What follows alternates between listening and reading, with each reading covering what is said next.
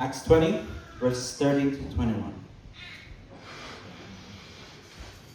But going ahead to the ship, we set sail for Assos, intending to take Paul aboard there, for he had arranged, intending himself to go by land. And when he met us at Assos, we took him on board and went to Mytilene. And sailing from there, we came the following day opposite of Chios. The next day we touched Samos, and the day after that we went to Miletus. For Paul had decided to sail past Ephesus so that he might not have to spend time in Asia, for he was hastening to be at Jerusalem, if possible, on the day of Pentecost. Now from Miletus, he sent to Ephesus and called the elders of the church to come to him. And when they came to him, he said to them, "You yourselves know how I lived among you the whole time from the first day that I set foot in Asia, serving the Lord with all humility and with tears and with trials that happened to me through the plots of the Jews. How I did not shrink from declaring to you anything that was profitable, and teaching you in public and from house to house, testifying both to the Jews and to Greeks of repentance toward God and of faith in our Lord Jesus Christ." Let's pray. Heavenly Father, Lord, we thank you for your word as we come to hear your words preached this morning. Give us attentive hearts, and may you humble our spirits, O Lord, to be receptive of your words. Help us not only to hear your truth, but to understand it, to receive it, and to put it into practice, Lord. May you give me faithfulness to proclaim your word and to help me speak clearly and boldly, O Lord, and faithfully. And may you guard us from any destruction. May you soften our hearts and to whatever you would have us learn here today, Lord. And may Christ be exalted, and may your people be encouraged, and may sinners be called to repentance and faith this morning. We ask this in the name of our Lord Jesus Christ. Amen. So previously in verses 7 to 12, we saw Paul's final day in Troas.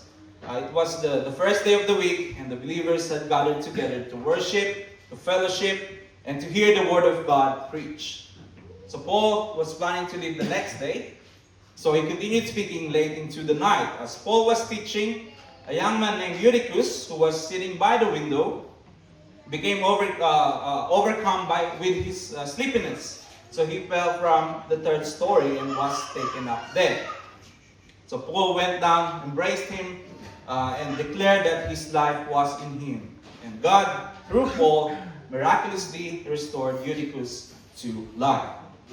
The believers then returned upstairs, broke bread, continued their fellowship, and Paul continued speaking until daybreak.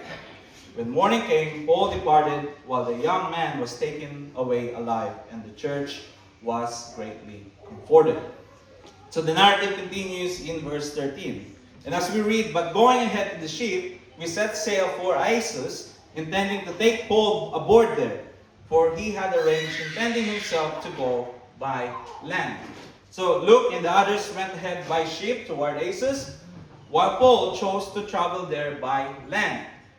So we're not told exactly why Paul made this arrangement. Perhaps he wanted some time alone to pray or reflect, or simply make his journey by himself. Whatever the reason, Paul had arranged to meet them at Assos, and when they arrived, they took him aboard. From Assos, they continued their journey in verse 14, saying that when he met us at Assos, we took him on board and went to Mytilene. And sailing from there, we came the following day opposite of Chios. The next day we touched at Samos, and the day after we went to Miletus. Now Luke gives us this itinerary because he's carefully tracing Paul's journey toward Jerusalem. But then we come to verse 16, and Luke gives us the reason for this particular route.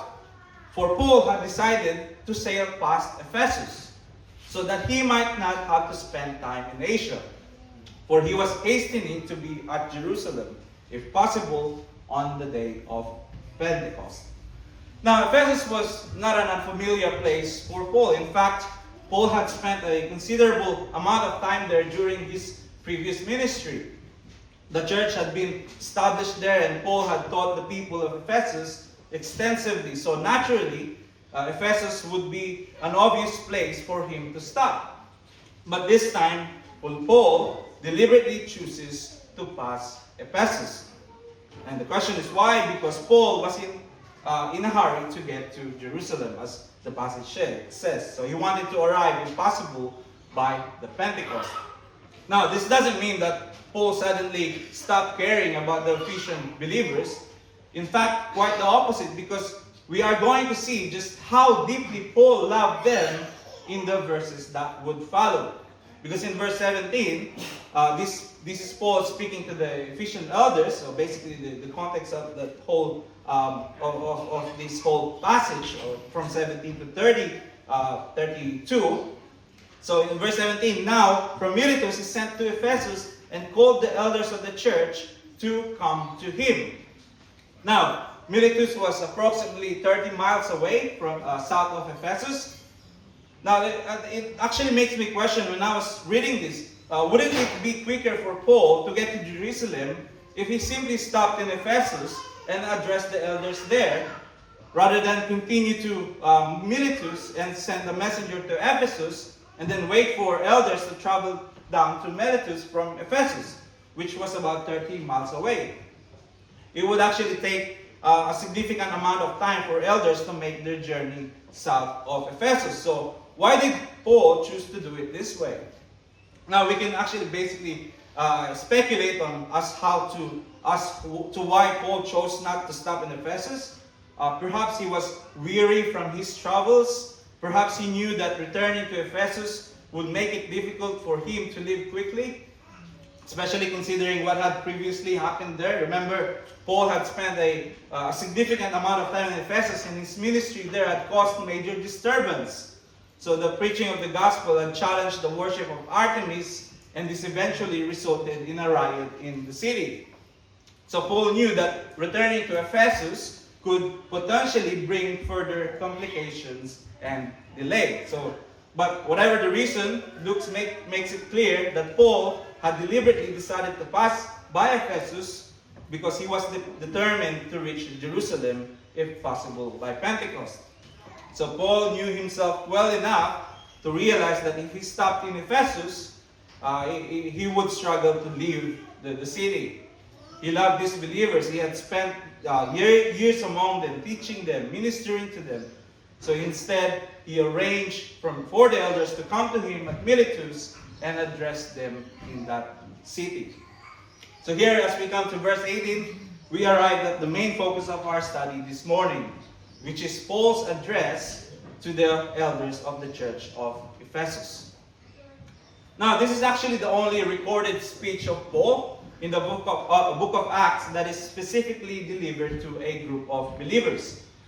Most of Paul's speeches in Acts are addressed to Jews, to Gentiles, to rulers, or to unbelievers.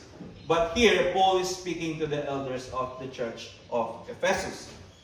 And this is essentially Paul's farewell speech to the Ephesian elders. Paul knows that he is probably not going to see these men again. If we jump in verse 25, he says that, "And now behold, I know that none of you among whom I have gone about proclaiming the kingdom will see my face again." So this is a farewell speech of Paul to the Ephesian elders. Paul understands that this is unlikely their final meeting. And the elders also understood it as well. We would see that clearly in the end of his speech in verses 37 and 38. Luke tells us that there was much weeping among them, and that they were especially sorrowful because Paul had told them that they would not see his face again. So when we read this section, we need to remember the emotional weight behind Paul's word. This isn't simply a theological lecture to the elders. This is a shepherd saying farewell to men that he loves. These are men with whom Paul had spent years ministering, teaching, praying, suffering, and serving the church. And now he is preparing to leave, knowing that they may never meet again in this life. So Paul begins this by not giving them a list of instructions, and because as we read in verse 18, it says, and when they came to him, he said to them, "You yourselves know how I lived among you the whole time from the first day I set foot in Asia." So he begins his speech by reminding them how he lived among them. Now, why would Paul begin his farewell speech with how he lived? Because Paul wants them to remember that his teaching was accompanied by his life. His ministry wasn't merely about what he said from the pulpit. It was also about how he lived among the church. They had seen his humility. They had seen his tears. They had seen his trials. They had seen his perseverance. They had seen his faithfulness to Christ and his gospel. Paul can appeal to their own experience and say, "You yourselves know how I lived among you." And this is important because Paul is leaving. He will not be there to continue teaching them personally. He will no longer be present to instruct them, encourage them, or correct them. But his life and ministry have left them with an example to follow. Paul is essentially saying, "You have seen my life. You know how I served. You know what I endured. You know how I conducted myself among you. Now, as you continue to work, or the work of the ministry of the church, follow that example." This is really Paul saying, "Imitate me as I imitate Christ." This reminds us that Christian ministry is not simply about what we say. It is also about how we live. That is especially important for those of us who serve as pastors and elders. An elder is not merely called to be able to teach sound doctrine. He is also called to be an example to the flock. His life must adorn the doctrine that he teaches. This is why when Paul gives the qualifications for an elder in 1 Timothy 3, so much of the emphasis is placed not simply on what the elders know, but on who he is and how he lives. But this passage is not only a challenge for elders and pastors. It is also a challenge for every Christian, because ultimately every Christian is a servant of Christ. We may not all preach from a pulpit. We may not all teach Bible study. We may not all hold an office in the church. But every Christian represents Christ wherever God has placed them. It could be in our home when we teach our children. It could be in our at work when we stand on the truth. It could be among our friends or even within the church. So the question is not simply what do we believe or how faithful are we in believing those things. The question is also, does the way we live reflect what we believe?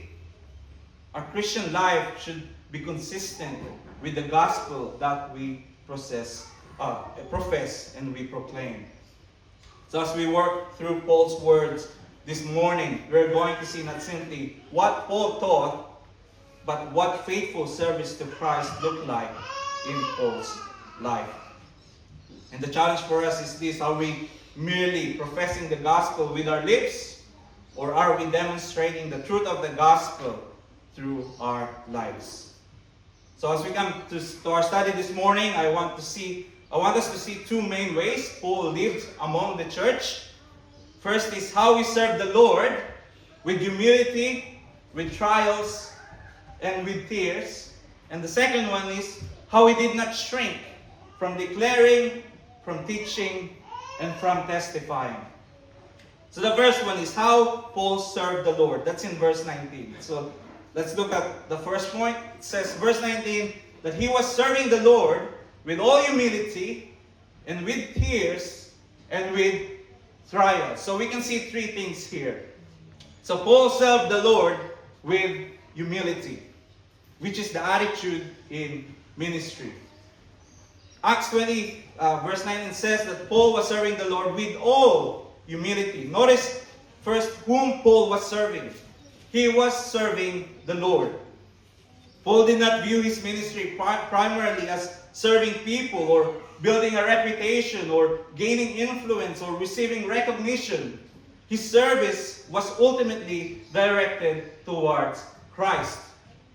And this is important for us to realize because any area of Christian service can easily become centered on ourselves. We can begin to ask, am I appreciated? Or do people recognize what I do? Or do people respect me? Or do people listen to me? Or do people notice my contribution in the church? But Paul's focus was different. He was serving the Lord.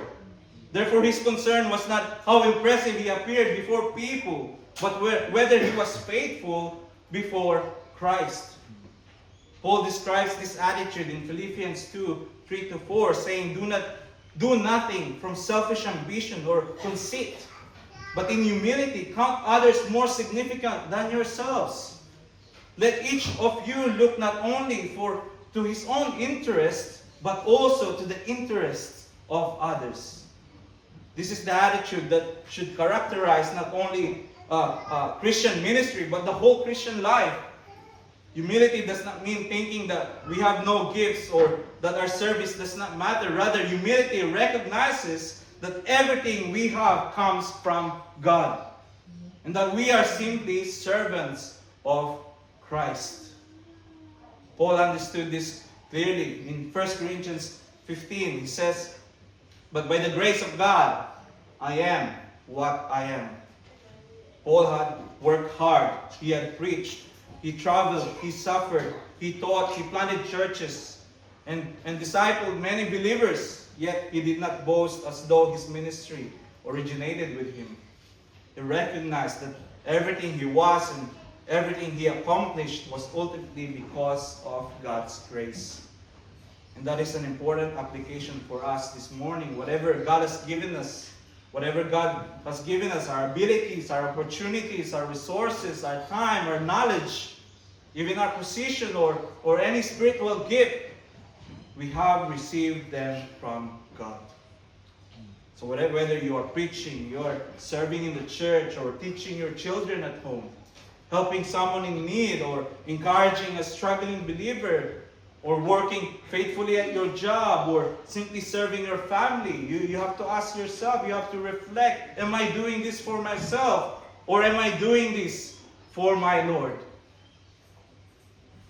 Colossians 3:23-24, it says, Whatever you do, work heartily as for the Lord and not for men, knowing that from the Lord you will receive the inheritance as your reward. You are serving the Lord Christ. You may clean something that nobody noticed. You may pray for someone whoever knows you prayed for. You may encourage someone who never thanked you. You may faithfully serve your family without receiving recognition. But if you're doing it for Christ, it is never wasted. Our service does not become valuable because people see it. It is valuable because Christ sees it. And ultimately, our greatest example is Christ himself. Philippians 2:5-8 points us to Jesus, who humbled himself and became obedient to the point of death, even death on the cross. And if our Lord humbled himself for us, how much more should we humble ourselves in serving him? So when Paul says he served the Lord with all humility, he's showing us the proper attitude of Christian service. We are not the center, Christ is. We are not serving to be seen. We are serving because Christ is worthy of our service. So that's the first one. Paul served the Lord with humility. Then the second one, he served the Lord with tears, which is the cost of the ministry. Still in Acts chapter 20, Paul says that he served the Lord with tears. Paul's service cost him emotionally. These were not simply tears because ministry was hard or difficult. Paul's tears flowed from his deep love for Christ and for the people entrusted to his care. He was not detached from the spiritual condition of those around him. We see Paul's emotional burden in Romans 9:2-3. He said that I have great sorrow and unceasing anguish in my heart, that I have great sorrow and unceasing anguish in my for I wish I could that I myself were accursed and cut off from Christ for the sake of my brothers, my kinsmen according to the flesh. Paul deeply desired the salvation of his fellow Jews. Their spiritual condition was not merely a theological issue to him, it grieved him, it hurted him. Likewise, in 2 Corinthians 2:4, it says that, "For I wrote to you out of much affliction and anguish of my heart, and with many tears." Paul loved the people he served, and therefore their struggles, their sins, their suffering, and their spiritual condition affected him deeply. We see this also especially in his relationship with the Ephesian church itself. In Acts 20:31, the same chapter, Paul reminds the elders, "For 3 years I have not ceased night or day to admonish everyone with tears." Paul says he admonished everyone with tears. His ministry involved personal investment.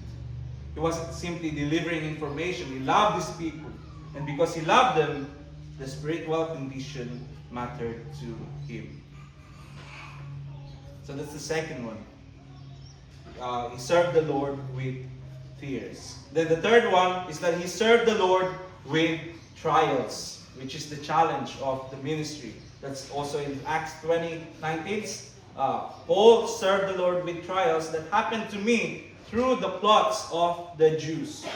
So Paul's service was marked not only by humility and tears, but also with trials. So here Paul does not present faithful Christian service as easy. He does not say, "I served the Lord when everything was comfortable." He says that he served the Lord through trials. Paul experienced opposition because of his faithfulness to Christ and the gospel. 2 Corinthians 11:24-27, Paul describes beatings, imprisonments, shipwrecks, dangers, hunger, thirst, cold, and exposure. His Christian life was costly. Yet Paul did not interpret suffering as evidence that God had abandoned him. Instead, he understood suffering as part of faithfully following Christ.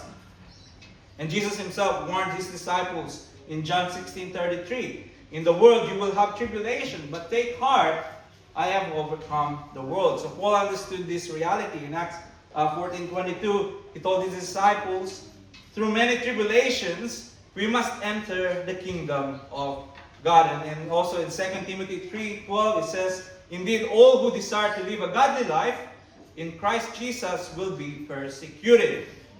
So we should not be surprised when following Christ becomes difficult. There may be opposition from people around us. There may be rejection because of our convictions. There may be difficulties within our relationship. There may be seasons where obedience is costly. But trials do not mean that we have failed our Christian service. Sometimes trials are the very context in which our faithfulness is demonstrated to God. Paul could endure because his confidence was not ultimately in himself. His confidence was in Christ. Because if we jump to Acts 20:24, just a few verses ahead of our passage this morning, he said that, "But I do not account my life of any value, nor as precious to myself, if only I may finish my course and the ministry that I received from the Lord Jesus." So Paul's concern was not having a comfortable life. His concern was finishing the course Christ had given him. So as we reflect, what happens to our faithfulness when things becomes difficult? Do we continue serving when we are not appreciated? Do we remain faithful when people misunderstand us? Do we continue obeying when obedience costs us something or even our lives? Do we continue trusting Christ when life becomes hard? Anyone can serve when things are easy, but faithful servants continue when things become difficult. So the call remains the same. Serve the Lord. Serve Him with humility. Serve Him with love. And serve Him through trials. So we have seen how Paul served the Lord. He served the Lord with humility. Served the Lord with tears. And he served the Lord through trials. And this describes the attitude, the cost, and the challenges of faithful Christian ministry. Yet none of these things caused Paul to abandon his calling or compromise the message God has entrusted to him. Instead, Paul remained faithful to the truth. He knew that his responsibility was not to make ministry easy, nor was it to please everyone. His responsibility was to faithfully proclaim what God had given him to proclaim. And this is where verses 20 to 21 takes us. Paul now moves from describing how we serve to describing what he faithfully did in his ministry. So let us read verse 20 to 21. How I did not shrink from declaring to you anything that was profitable, and teaching you in public and from house to house, testifying both to the Jews and to Greeks of repentance toward God and of faith in our Lord Jesus Christ. So Paul served the Lord with humility, with tears and trials, but despite of all these things, he did not shrink back. The difficulties of ministry did not silence him. The opposition did not silence him. The cost did not silence him. And the possibility of rejection did not silence him. Paul remained faithful to the message of God and that had entrusted to him. And we see three ways in which Paul did not shrink back. First, he did not shrink from declaring what was profitable. Second, he did not shrink from teaching in public and from house to house. And the last one is that he did not shrink from testifying about repentance toward God and faith in Jesus Christ. So let's jump on the first one. Paul did not shrink from declaring what is profitable. So Paul says in verse 20, I did not shrink from declaring to you anything that was profitable. The word shrink gives the idea of holding back or avoiding something because it is difficult or uncomfortable or costly. So Paul is saying that when it came to proclaiming God's truth, he did not hold back anything that was necessary for their spiritual good. Paul understood that his responsibility was not to tell people what they wanted to hear, but what they needed to hear. There's always a temptation to make the message more comfortable. We may avoid difficult truths because we don't want to offend someone. We may remain silent when God's word confronts sin. We may soften biblical teaching because we want people to like us. But Paul refused to do this. His priority was not to become popular. His priority was to be faithful on what God has called him to do. It says that he declared anything that was profitable. So in other words, Paul was concerned about what would benefit the spiritual lives of the Ephesian believers or the church. And this is really consistent with what he says in 2 Timothy 3:16. He said that all Scripture is breathed out by God and profitable for teaching, for reproof, for correction, and for training in righteousness. So notice that God's word is profitable not only when it encourages, but also when it rebukes, when it corrects, and also when it trains us in our righteousness. Sometimes the most profitable thing we can hear is also the most uncomfortable thing we can hear. We need to hear about God's holiness because it exposes our sin. We need to hear about sin because it shows our need for Christ. We need to hear about judgment because it reminds us of the seriousness of rebellion against God. We need to hear about grace because it shows us God's grace, God's mercy towards sinners. He declared what was profitable. Paul did not pick and choose the parts of God's truth that were easiest to proclaim. He declared what was profitable. And this is not only an application for those who teach publicly. It applies to every Christian. There will be times when you need to encourage someone. There will be times when you need to warn someone of their sin. There will be times when you need to lovingly confront sin. There will be times when someone needs to hear the truth of the gospel. So the question for us is, will we shrink back if those times come? We need wisdom. We need gentleness. We need love. But love does not mean withholding the truth from people. Ephesians 4:15 tells us to speak the truth in love. So our reflection is, do I value being liked more than being faithful? Am I willing to speak the truth when it is difficult? Am I willing to receive God's word even when it confronts me? Faithful Christians do not merely want to hear what is comfortable. We should want to hear what is profitable for our soul. And faithful Christians should not merely speak what is popular. We should speak what is true with love and with wisdom. So that's the first one. He did not shrink from declaring what is profitable. Then the second one is he did not shrink from teaching in public and from house to house. Paul continues in verse 20, saying he also did not shrink teaching you in public and from house to house. So here we can see that Paul's ministry was not limited to one particular setting. He taught the church publicly, but he also ministered to people personally. So there was a corporate dimension to his ministry and also a personal dimension. So first, Paul taught in public. So the gathered church needs to the public proclamation of God's word. So when God's people gather together, we need to hear the scriptures taught clearly and also faithfully. Paul tells Timothy in 1 Timothy 4:13, saying, devote yourself to the public reading of Scripture, to exhortation, and to teaching.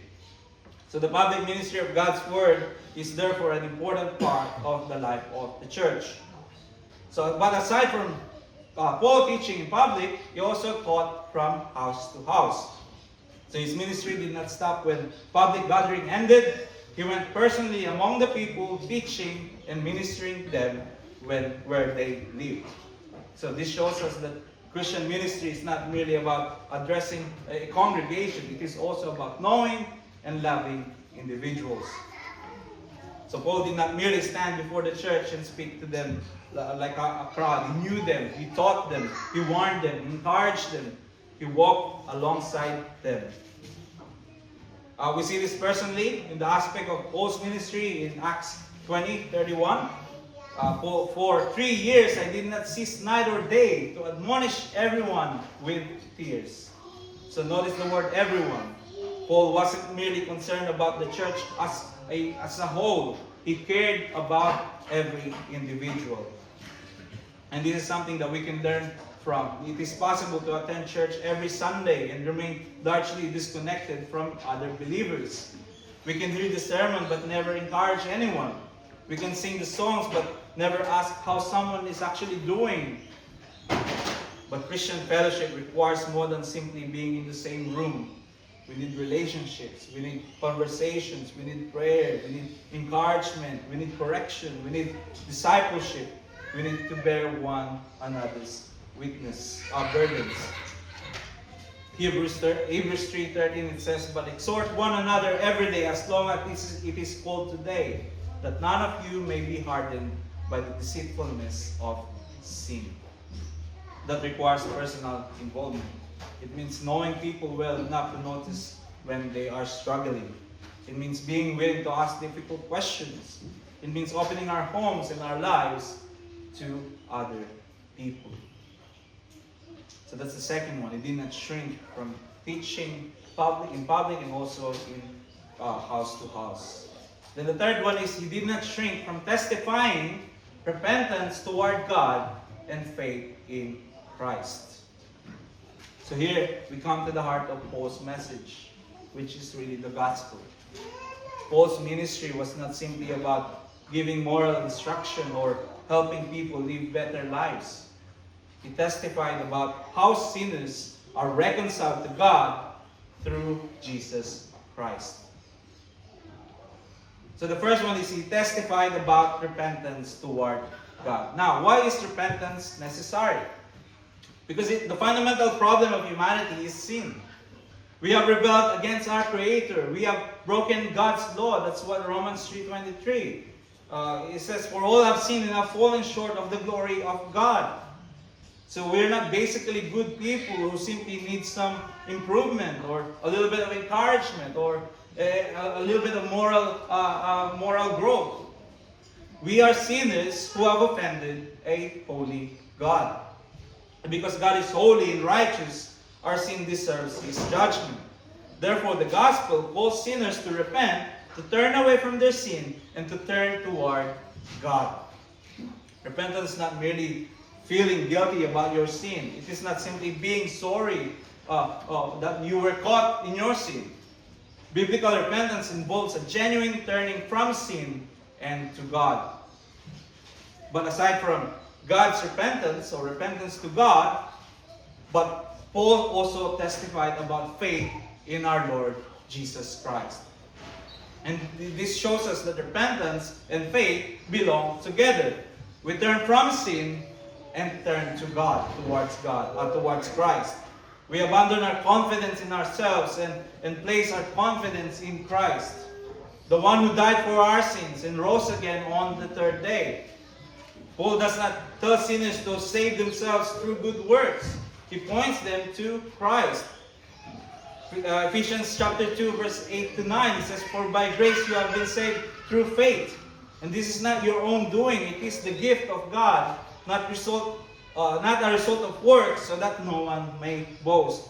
Our hope is not in our morality. It is not in our religious activity. It is not in our baptism. It is not in our church attendance. It is not in our good works. Our only hope is Jesus Christ. So if you haven't placed your faith in the Lord Jesus Christ, I call you today to come and repent of your sin. For hell awaits you. There's no other hope aside from Jesus Christ. And notice who Paul preached this message to. It says that he preached to both the Greeks and the Jews. The Jews and the Greeks. The gospel is not for one ethnic group only, or for any one social class or for a particular nation. It is God's message of salvation for sinners from every people. Romans 1:16, it says, "For I am not ashamed of the gospel, for it is the power of God for salvation to everyone who believes." Paul therefore did not shrink from the gospel. He proclaimed it to everyone. And this is the very application for us this morning. We have been entrusted with the same gospel. We may not all preach from a pulpit, but we all encounter people who need Christ. There are family members who need Christ. There are friends who need Christ. There are co-workers that needs Christ. There are neighbors who need Christ. There are people who we meet who need to hear the goodness of Jesus Christ. And the reality is, sometimes we shrink back. We think that, what if they reject me? What if they think I'm a stranger? What if I don't know how to answer their question? What if the conversation becomes uncomfortable? But Paul reminds us not to be ashamed of the gospel. We do not need to have every answer. We do not need to be very eloquent in our words, but we need to be faithful to the gospel. We can tell people the truth about sin. We can tell people about God's holiness. We can tell people about Christ's death and His resurrection. We can call people to repent and have faith in Jesus Christ. And finally, we can trust God with the results of those things. Paul's example challenges us today. Are we shrinking back from speaking about God and Christ? Are we more concerned about being accepted by people than being faithful to our Lord and Savior? Paul served the Lord with humility, with tears, and with trials. And despite of all difficulties, he did not shrink back. He declared what was profitable. He taught publicly and personally. He testified to repentance toward God and faith in Christ. And he proclaimed that message to Jews and Greeks, to all kinds of people. And that's really faithful Christian service. It is not merely having the courage to preach difficult truth. It is loving people enough to tell them the truth that can save them. Paul knew that people needed Christ, and therefore he would not shrink back from telling them about Christ.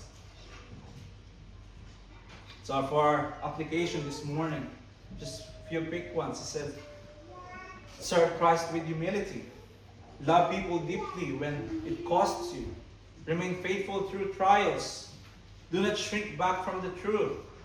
Speak what is profitable. teach and encourage one another. And lastly, and never be ashamed of the gospel of our Lord Jesus Christ. Let's pray.